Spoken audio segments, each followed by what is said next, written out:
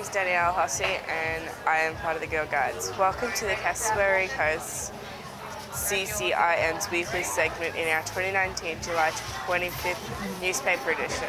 We look forward to showing you a few highlights that were in last week's newspaper and some of the action coming up in next week's newspaper edition. If you like the article and would like to see more content, please subscribe to the app in either Google Play or Apple Purchase, a newspaper from your local distributor. Cardwell Bay's Guridan Aboriginal Arts Centre brought home the Innovation Award from the Cairns Indigenous Art Fair, held at the Cairns Wharf. This year, the CIAF's 10th anniversary and the festivities were spectacular, with artwork from Aboriginal and Torres Strait Islander tribes all over FNQ. Erica Merida said it was empowering to see Aboriginal and Torres Strait art from around the north displayed culture in so many different forms, whether it was traditional art pieces, contemporary art, dance, fashion or music. This year, the Gurigan Indigenous Arts Centre in Cardwell turned heads with a hanging artwork that cleverly told Aboriginal stories, winning Gurigan the prestigious Cairns Airport Innovation Awards. This is a representation of all cave paintings within my tribal area. What you see in the caves is what you saw in my paintings, said Abel Merida, who has been part of the Gurigan Arts Centre for the last 7 years. On behalf of Union, Abel Merida dedicated the award to Veal Keenan in an acceptance speech as thank you for her years of service. As this year she stepped down, Joanne Russo, the very first Indigenous Art Coordinator of Gurigan, has stepped into the position and is excited for an action-packed year.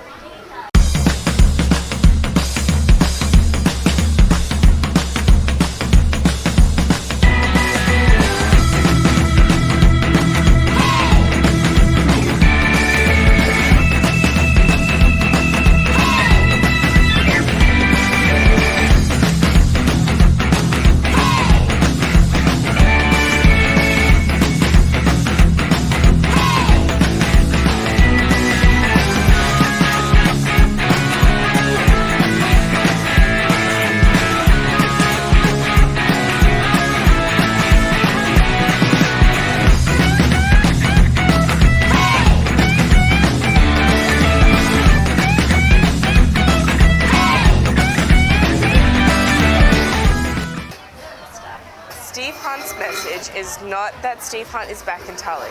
He never left. He wants everyone to know that Steve Hunt's motorcycle is back in town. In fact, most of Steve Hunt's customers come from out of town, Tully, and always have. So the only change is that he'll bring customers into town. Our customers base is as diverse and long-standing as our residency of our community. And we pride ourselves on giving all our customers the very best pricing, backup, and super customer service, said Hunt. The new premises are visually spectacular. You'd expect that one of the most successful Yamaha dealerships in Australia. If you go at night, the shop is lit up like a beacon. Local motorbike enthusiasts are already responding, and his moving several units in a couple of weeks has been back in Tully. Ask around town and everyone will tell you the same thing. If you need to know about motorcycles or about ATVs, Hunt is the man to talk to. Anyone can sell a motorcycle, he said. He wants to make sure people get the right motorcycle for them.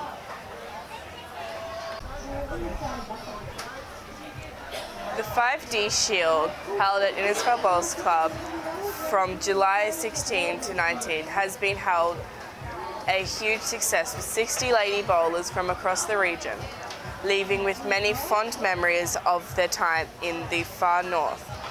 5 teams of 12 ladies from Mackay, North Queensland, Cairns, Tablelands, and Far North Queensland filled the race over 4 days. The third consecutive year, North Queensland won 21 match points and were presented with the 5D Shield by Innisfail Bowls Club President Alf Strano. Cairns was second, Tablelands finished third, Mackay finished fourth, and the FNQ's team came fifth.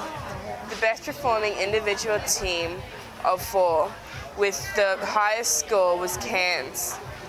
Gladys Anderson, Lewis Shealy, Jan Bonduman, and Lou Pomeroy. They were presented with the Leslie Winston Memorial Trophy, and this team suffered only 1 loss to Sue Bradley's Tableland team. Winning teams also took home personal towels embroidered with Cassowary Coast from Helen's Embroidery, Caramine Beach. Out of 10, this event scored 20, was one of the 40 written comments left by visitors. There was plenty of positive comments received on how well the event was run, which gave glowing pride for the wonderful meals, superb hospitality, beautiful green, great company, friendly atmosphere, and of course, glorious weather, which was the icing on the cake. Next year, this event will be hosted by Ingham.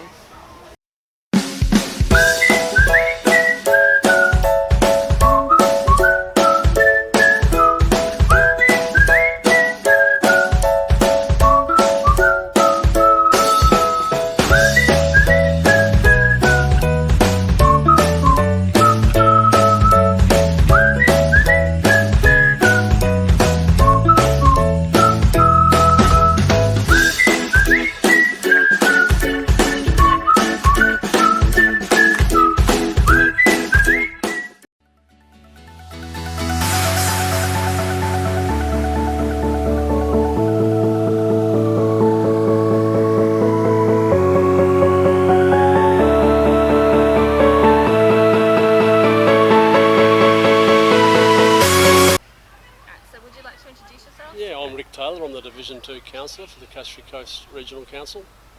John Cremastis, Mayor of the Cassowary Coast Regional Council. So what can you guys tell us about the Tully Show Grounds Grandstand? What's happening? I'll leave that up to the Mayor. He's full book on that.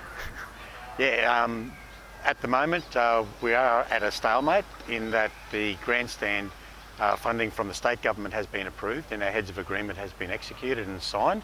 But we have been promised $3 million as well from the federal government, and at the moment that is with the Deputy Prime Minister, and we're just waiting on his approval. Once that approval has been made and the documentation is signed, we can then award the tender and construction can begin. So we're very, very close, and we expect that by the next couple of weeks that all paperwork will be in place and tenders awarded.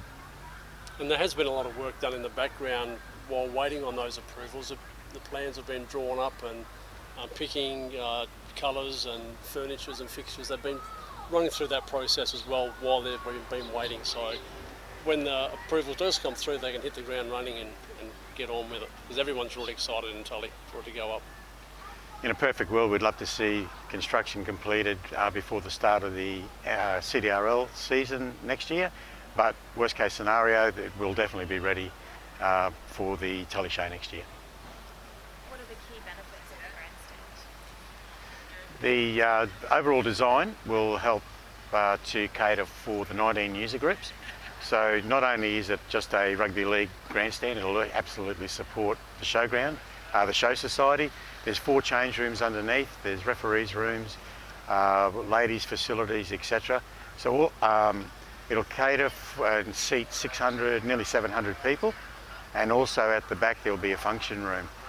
And on top of that, it will also be the designated disaster centre control centre as well.